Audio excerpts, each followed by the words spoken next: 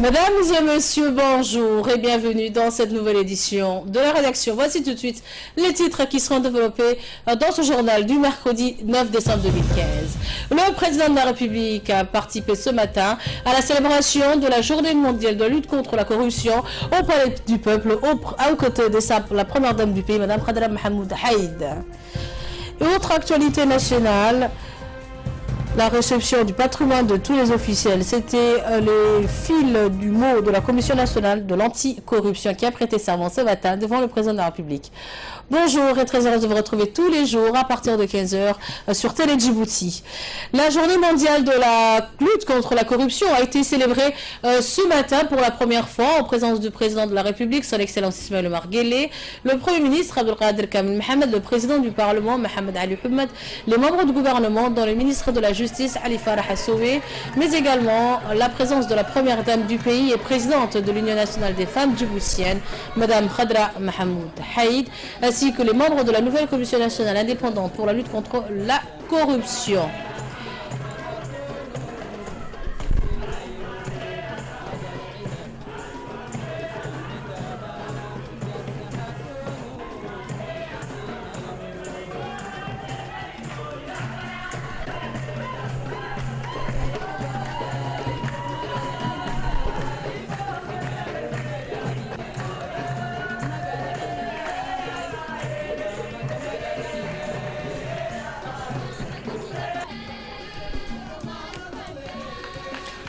Cette journée a coïncidé avec la présentation officielle de la commission centrale sur la corruption composée de 9 membres élus par décret présidentiel pour un mandat de 4 ans non renouvelable. Elle est présidée par M. Ousmane Idriss, ancien haut fonctionnaire, ancien ministre du Transport.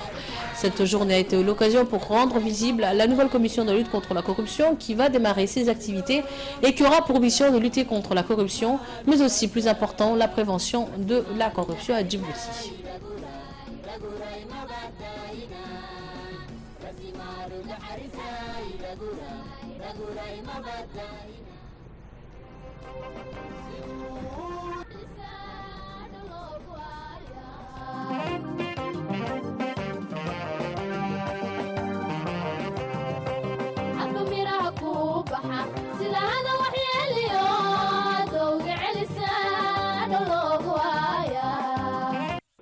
السلام عليكم. وعليكم السلام. قبل عملتها. يا الحركة بركة. شيخو. الحركة بركة بركة. اهلا وسهلا. اهلا اهلا اهلا. الدوسيه حقك ان دوسيه جاهز مش؟ جاهز جاهز كوميسيون وين فلسطين؟ يا دفعتين. اساكو رير مقالة. مرة ويان. توتو فهمنا قبل عملتها. الان فهمت الان فهمت. هاي الدوسيه حقك. مرحبا. قبل يا مع السلامة. انت اللي قامتنو. مع السلامة. مالك يا اخي؟ دوسي أمبارح كم اللي يقول لك أصبر أنت أصبر بتكلم أنا يا أخي مالك أصبر مالي فين دوسي؟ روح يا اخي. فين هنا اوقف هنا. أصبر لك ابعد. أول مرة مرحبا أصبر دحين معي يمكن حكسك تلي توك عمو لا تكون بقوه يا ولد. مرحبا في المجال بقوه. هيا أنا غير مقارة مرة لكن غير مقارة ما أنت لكن غير مقارة هيا قدقي دامي تلمس مع السلامة مع السلامة. خلاص نسيت المعروف. المعروف مات. معروف الله معروف رداء معروفون انت. ما تخاف ربك انت ما تخاف ربك لما تجي واحد بتي بواسون. أول جرام بواسون أول سيد كبير مش يا شيخ غيرت نفسك. halkan waxba kuma lihi ilaa intaad soo hagaagayso maca salaama. sidaasay ku socotaa, sidaasaan doormoodnay, sidaasay ahaan ilaa inta naga soo gaarayo. Je suis l'anticorruption. Attribution de marché d'une manière illégale. Il y a de la corruption dans l'air.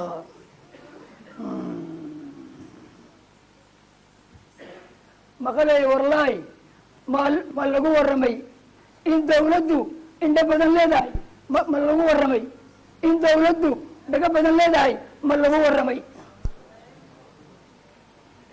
وريا سودا خميسك محاسن سودا خميسك محاسن ودكتور واحد تمسي سودا خميسك سودا كم مفتاح مفتاح كم مفتاح كم ستة دقايق كم مفتاح كيف كجرة مصح هاي بح كبها ماشي فيرا. Cette commission aura également pour mission d'éradiquer toutes les formes de corruption ainsi que le renforcement des outils juridiques, administratifs visant à prévenir la corruption. Cette commission, elle sera chargée de réceptionner les déclarations du patrimoine lors de la prise de fonction de tous les responsables de l'État, à commencer par le président de la République jusqu'à l'ambassadeur, officier, supérieur, directeur, agent comptable, chef de projet, les ordonnateurs et les receveurs des dépenses publiques. Et la commission peut demander à tout autre agent public de procéder à la déclaration du patrimoine. Elle est habilitée à travailler dans le pays et aussi à l'étranger en collaboration avec les agences internationales.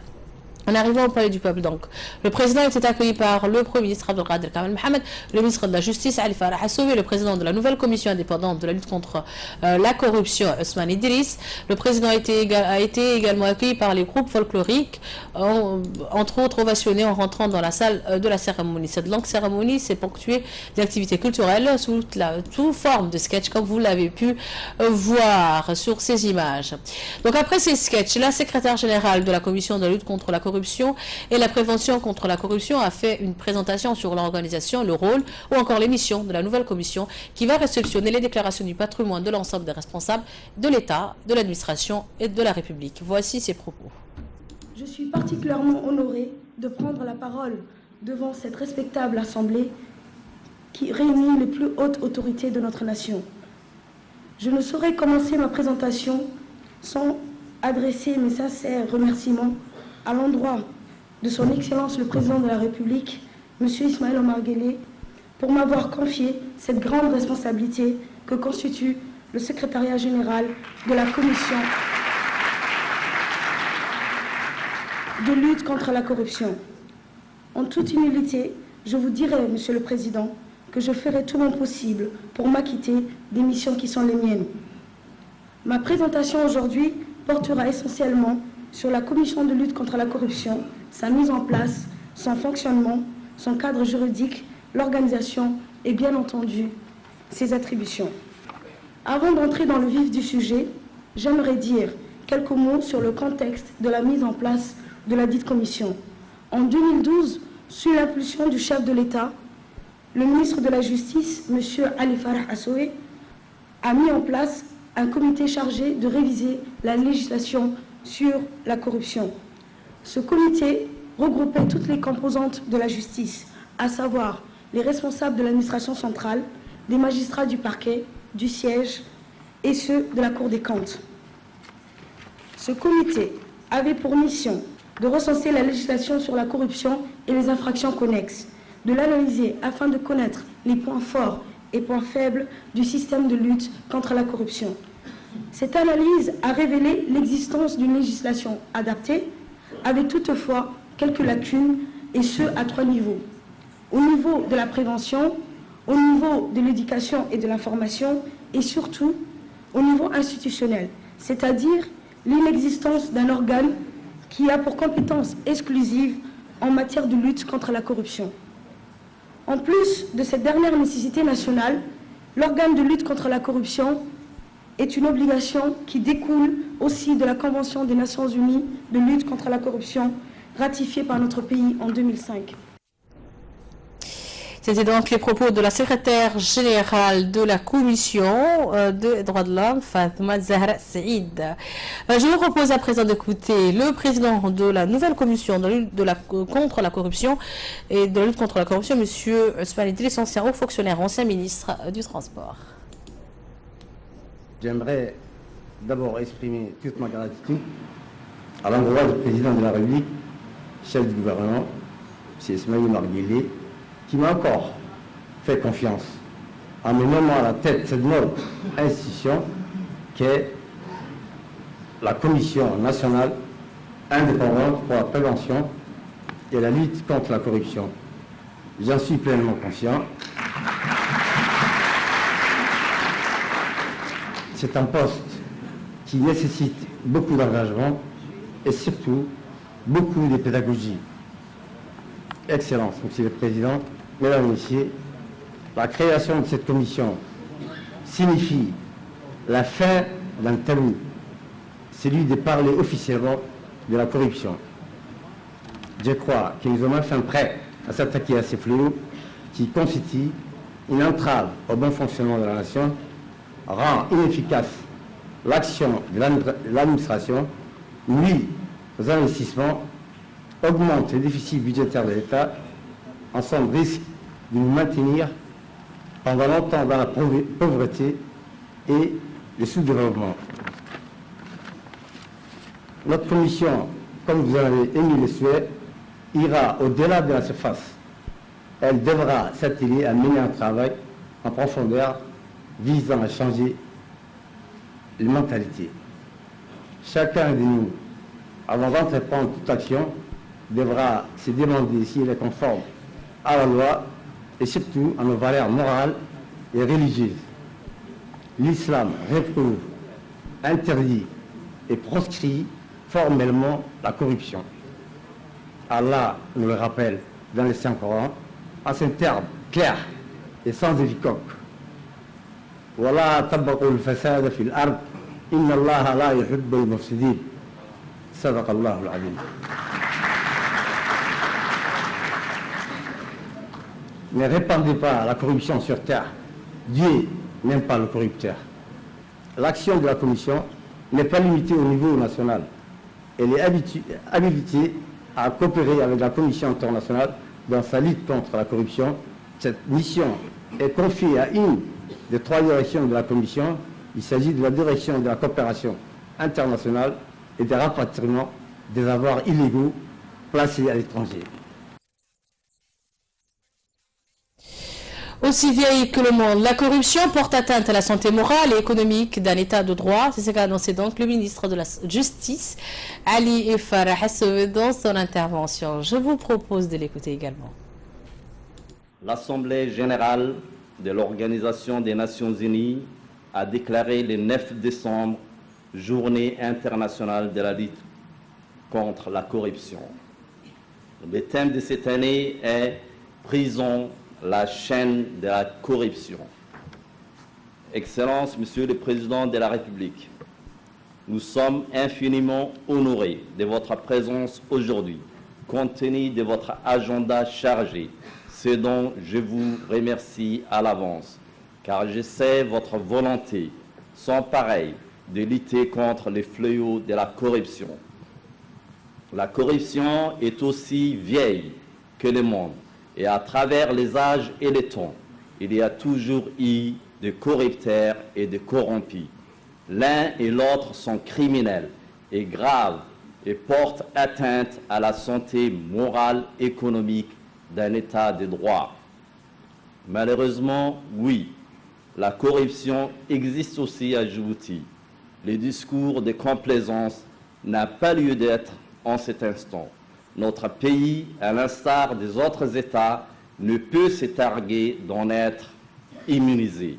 Enfin, aujourd'hui, nous sommes réunis pour célébrer l'avènement de la Commission nationale indépendante pour la prévention et la lutte contre la corruption. Toutes vos actions passées, Monsieur le Président de la République, prouvent l'engagement renouvelé de l'État djiboutien dont vous assumez et assurez la responsabilité sur les biens publics, entre autres. Cette commission est une nouvelle réponse à la sensibilité toujours croissante de nos concitoyens.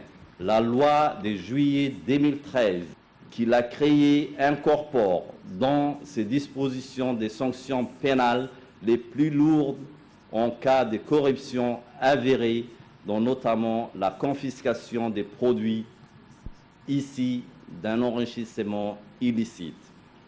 La ratification de la Convention des Nations Unies de lutte contre la corruption donne obligation aux États signataires d'intégrer dans les législations nationales les dispositions sanctionnant plus sévèrement les faits de corruption.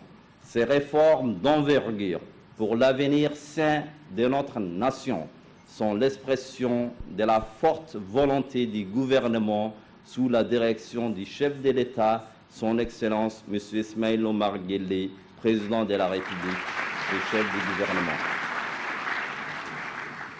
Je ne reviendrai pas sur l'organisation et les missions dévolues à cette commission. Son président l'a très bien expliqué dans son intervention.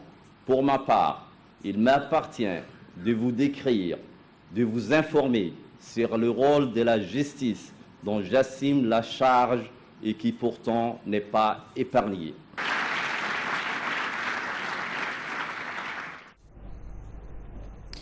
Dans un premier temps, dans son discours, le président de la République, son Excellence Ismaïla Omar Guelleh, a adopté que cette commission, que cette journée plutôt, est adoptée par l'Assemblée générale de l'Organisation des Nations Unies. Cette journée est célébrée tout le 9 décembre partout dans le monde. Je vous propose d'écouter un premier extrait du président de la République. Mais juste avant de lancer cet extrait du chef de l'État, il est temps de retrouver l'appel de la prière à l'Asr. On se retrouve juste après pour le discours officiel du chef de l'État lors de cette journée de la lutte contre la corruption. Pour la suite de ce journal, et sans plus tarder, voici un premier extrait du discours du président de la République ce matin lors de la cérémonie de la lutte contre la corruption à Djibouti au Palais du Peuple. C'est un grand plaisir pour moi d'être présent parmi vous pour cette journée internationale dédiée à la lutte contre la corruption. Monsieur le ministre de la Justice, j'ai répondu volontiers à votre invitation car en ma qualité de premier magistrat de la République, je suis très sensible à la problématique de la corruption et notamment aux dommages et aux ravages qu'elle peut causer sur notre société.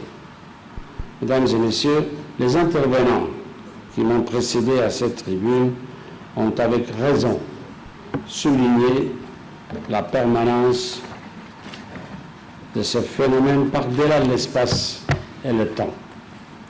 En effet, aucun pays et aucun régime à travers le monde n'est vacciné contre ce fléau. Aucune institution d'origine humaine ne peut se prévaloir d'être définitivement à l'abri de la corruption. Rien que sur notre continent, l'Afrique, les spécialistes estiment à 20% du PIB le manque à gagner pour les pouvoirs publics.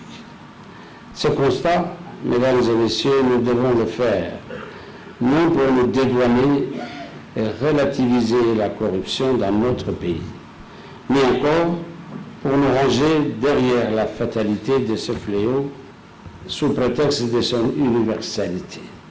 Mais une fois que nous avons constaté que ce vice est viscéral à l'humaine condition, il nous appartient de rechercher ensemble les moyens de s'en prémunir. Et si on ne fait rien pour le prévenir, pour le contenir ou pour le traiter, le risque qui nous guette est incommensurable. La corruption peut contaminer toutes les sphères de notre société et se transformer en une épidémie mortelle pour notre République. Des États et des républiques et des empires se sont désagrégés dans le passé, faute d'avoir pu lutter efficacement contre la corruption. Alors oui, ne nous voilons pas la face, la corruption existe bel et bien chez nous. C'est une réalité factuelle. Certes, comme toute réalité qui opère hors la loi, il est difficile de la quantifier et de la percevoir objectivement. Mais nous avons beaucoup d'indicateurs et de facteurs qui nous renseignent sur son degré et sa nature. C'est d'ailleurs pour cette raison que le gouvernement met en place des instruments et des dispositifs de lutte contre ce fléau. La commission de lutte contre la corruption que nous avons créée récemment fait partie de cette panoplie de mesures. Je reviendrai tout à l'heure sur son utilité. Mais auparavant, je voudrais, mesdames et messieurs, attirer votre attention sur le concept de corruption lui-même et sur son implication. N'oublions pas tout d'abord que même si la corruption est multiforme, il s'agit dans tous les cas d'un délit et que notre législation prévoit des peines et des amendes en fonction de sa gravité. Notre justice se doit d'être exemplaire et de sévir avec la plus grande sévérité, non seulement dans l'optique de réprimer, mais aussi dans l'objectif de dissuader, en montrant que la République ne transige pas avec ce genre de pratiques. Mais la réponse judiciaire, à elle seule, nécessaire et indispensable, est loin d'être suffisante si l'on veut tarir les sources et les ressources de la corruption. Il faut lutter en amont et déployer des dispositifs qui annihilent toute velléité de corruption. C'est ce que nous avons fait, par exemple, lorsque nous avons rendu obligatoire les concours pour le recrutement dans la fonction publique. Nous avons réduit ainsi les interventions, les pistons, et je ne sais encore quel autre favoritisme qui octroyait des passe-droits et qui était parfois source de grande injustice contre nos concitoyens, et nous continuerons à renforcer ces dispositifs. De la même façon, nous avons mis en place la Cour des comptes pour que les deniers publics ne s'évaporent pas dans des écritures comptables. Et même si l'institution a pris du retard sur son agenda suite à l'incendie et au changement de siège, le gouvernement attend beaucoup de la Cour des comptes. C'est là car la transparence et la traçabilité des deniers publics sont des leviers importants de bonne gouvernance et de lutte contre toute forme de corruption. L'inspection générale de l'État participe aussi de cette logique. Dans un second temps, pour le chef de l'État, le président Guelleh a demandé de lancer une campagne de prévention à travers les médias contre la lutte, sur la lutte contre la corruption. Écoutons un second extrait du discours du président de la République ce matin lors de la cérémonie de lutte contre la corruption. Mesdames et messieurs, j'ai commencé cette intervention en qualifiant la corruption d'un vice. Il n'y a pas de petite et de grande corruption. Il n'y a pas une corruption active, plus virulente, et une autre passive, plus excusable. C'est un ensemble nocif pour les individus et pour la société tout entière. Car la corruption sape avant tout les piliers de notre État et de notre économie, et par conséquent de notre nation. Cette corruption s'attaque directement des fois à ce qui fait l'essence même de nos contributions patriotiques lorsqu'il s'agit de l'impôt et de la fiscalité. Car l'industrie de la corruption est devenue tellement sophistiquée aujourd'hui qu'elle peut aussi prendre la forme d'évasion ou d'optimisation fiscale. Il nous faut là aussi être vigilants. Par ailleurs, le guichet unique pour l'investissement peut constituer une partie de la solution. Car la lutte contre la corruption, c'est aussi notre crédibilité, celle d'un État viable, sécurisé, donc attractif pour les investissements étrangers. C'est pourquoi j'exhorte les responsables concernés à s'activer davantage dans la mise en place du guichet unique. Mesdames et messieurs, dans cette panoplie d'institutions et de mécanismes de lutte anticorruption que je viens d'évoquer, la nouvelle venue, la Commission, a toute sa place. Elle a toute sa place parce qu'elle a ses propres spécificités et ses propres missions. Elle est constituée de personnalités d'horizons diverses et dont les compétences et l'intégrité morale font l'unanimité. Monsieur le Président de la Commission, soyez assurés que le gouvernement sera à l'écoute de vos observations et de vos recommandations et qu'il n'hésitera pas à traduire un projet de loi si nécessaire. Je ne voudrais pas terminer cette intervention sans mentionner le rôle des acteurs non étatiques comme la société civile et les médias contre la corruption. En effet, par leur travail de sensibilisation, de vulgarisation et d'alerte citoyenne, la société civile et les médias peuvent nous aider à rompre la chaîne de la corruption. Je vous remercie.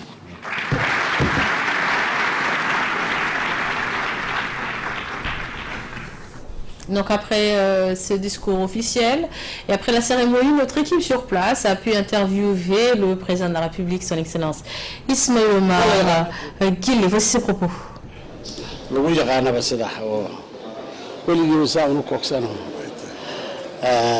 يعني loo doortay isaga iyo guddigaba loo doortay yani xaaraan diidka loo doortay dad iyagu wixii ay helaan isleekaysiiye ay yihiin dad aanan dad kale ku talagalay ahayn dad waxay magaranaysaa iimaankooga ay weydaarsadaan aanan u haysan inay lacagta tahay sidaas daraaddeed baa ayaan u dooranay dee ilaahay baa inta kale isagaa leh maanta laga bilaabo madaxweyne mas'uuliyadda hore waa la dhaafay dadkii wax hore qaatay dembiga lama dhaafo kolkii la arkay baa la qabtaa saddex waxa ka horeeya dembiga wacyigelinta ya oo deyniguna inaad hawsha meel weyn ka gashaan loo baahan yahay oo asluubta dadka in la bedelo loo baahan yahay khatartaasi laga hortago si looga hortagana wacyigelinta ugu wanaagsan uguna weyn maxaa yeelay dadku haddii uu boog leeyahay ilaa intaad ka maydhayso aad ka safaynayso dee ma bogsanayso. Écoutons à présent les séries de réactions que nous ont appris nos journalistes qui étaient présents ce matin à cette grande cérémonie. La commission est une commission nationale indépendante, un regard sans doute neuf sur la question de la prévention et lutte contre la corruption. Mais ce qu'il faut retenir, à mon avis, c'est ce que et le président de la République et le ministre ont précisé, c'est que la commission n'est pas un organe de pure répression des faits de corruption, mais aussi de prévention. Et l'accent a été mis surtout sur la prévention, parce qu'il ne sert absolument à rien de prévoir des dispositions seulement répressives.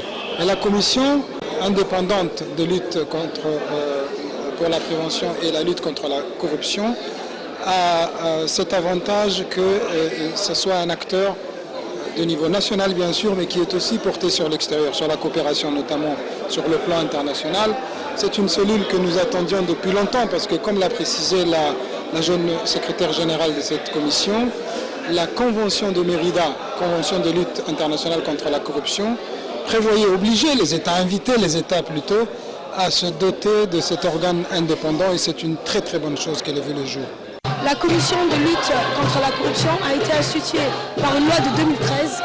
Aujourd'hui, c'est le lancement officiel de ces activités. Il s'agit d'une commission qui a pour mission de lutter et de prévenir la corruption dans la République de Djibouti. Ces missions sont diverses, telles que je l'ai dit dans mon discours. Est-ce que vous pouvez nous citer les missions de la commission? Les missions, c'est de lutter et éradiquer toute forme de corruption dans la République de Djibouti, de recevoir les déclarations de patrimoine. Ce sera un acteur qui permettra de lutter contre la corruption dans la République de Djibouti en gros. Tout d'abord, elle aura une première mission qui sera de sensibiliser et informer les citoyens djiboutiens de la lutte contre la corruption, que c'est un fléau, qu'il faut combattre Et ce sera aussi un acteur qui permettra de dénoncer les crimes de corruption. C'est-à-dire qu'une fois qu'une personne sera, on enquêtera et à partir de ce moment-là, transmettront aux juridictions compétentes, c'est-à-dire les magistrats, qui pourront s'occuper du cas. La déclaration de patrimoine, c'est une déclaration où tout agent public est assujetti, toutes les personnes que j'ai citées durant ma présentation sont assujetties à déclarer leur patrimoine.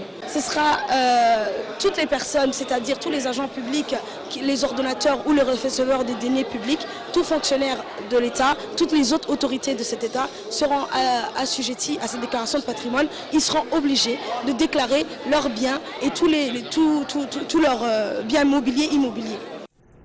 C'était le procureur de la République, M. Mekki Abdulkader, et Mademoiselle Fatouma Zahra Seïd, la secrétaire générale de la Commission de la lutte contre la corruption. Autre actualité nationale dans notre journal, dans le cadre de leur visite de travail à Djibouti, il s'agit des sénateurs japonais qui se sont rendus hier à l'hémicycle djiboutien qui a été reçu hier par le président de l'Assemblée nationale.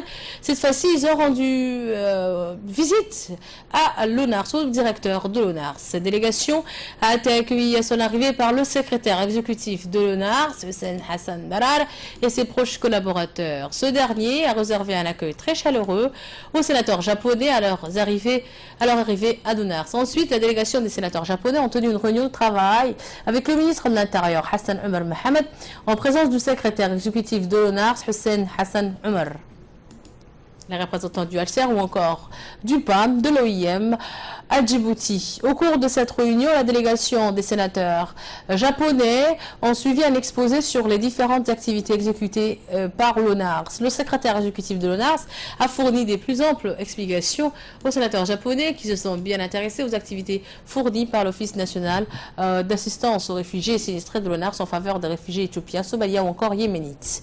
Le chef de file des sénateurs a tenu à remercier le ministre de l'Intérieur, Hassan Omar Mohamed, et le secrétaire exécutif de l'ONARS pour leur accueil chaleureux qui leur a été réservé. Il a promis de transmettre les doléances aux responsables concernés. Après cette réunion, la délégation des sénateurs japonais, accompagnée du secrétaire exécutif de l'ONARS, Hussein Hassan Darar, ont visité les différents locaux de l'ONARS et enfin la cérémonie de la visite s'est achevée par la remise des cadeaux aux différents sénateurs japonais qui séjournent actuellement à Djibouti.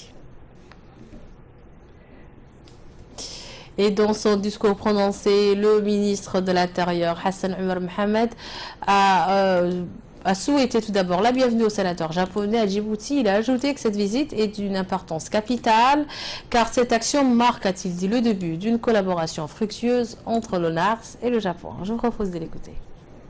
La création de l'Office national d'assistance aux réfugiés et aux sinistrés faisait suite à l'afflux massif des réfugiés fuyant la guerre de l'Ogaden qui opposait l'Éthiopie et la Somalie. Depuis, il a toujours œuvré pour l'assistance, la protection et le bien-être des populations des réfugiés et de déplacés qui sont accueillis dans notre pays. L'ONARS a toujours travaillé pour rendre leur dignité et leur humanité à des hommes, des femmes et des enfants vampirisés par les affres et les souffrances de la guerre et des catastrophes naturelles. À ce jour, notre pays accueille et offre le gîte et le couvert à plus de 25 000 réfugiés composés des populations issues des pays limitrophes comme l'Éthiopie, la Somalie, l'Érythrée et le Yémen. C'est l'ONARS qui coordonne l'ensemble des actions humanitaires au titre de son mandat officiel en collaboration avec l'ensemble des agences onusiennes telles que le HCR, le PAM, l'OIM. J'aimerais souligner également le travail et la collaboration précieuse de votre pays, le Japon, qui ne ménage aucun effort pour soutenir les institutions républicaines de notre pays comme l'ONARS, la garde-côte djiboutienne, le port de Djibouti et j'en passe. Le lien d'amitié existant entre le pays du soleil, les vents et le nôtre ont été toujours fructueux. Merci d'avoir sacrifié de votre précieux temps pour être ici à Djibouti et notamment ici au siège de l'ONARS.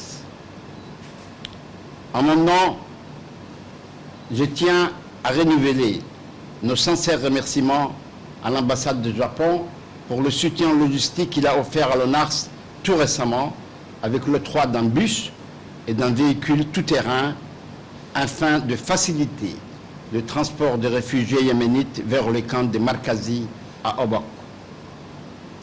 Cette action marque le début d'une collaboration fructueuse entre l'ONARS et le Japon.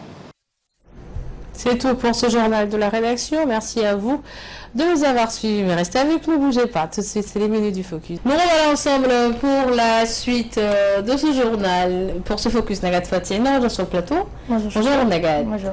Bienvenue sur ce plateau. Nous allons parler du troisième kamikaze du Bataclan qui a été identifié. Voilà. Il s'agit d'un jeune Français. Voilà.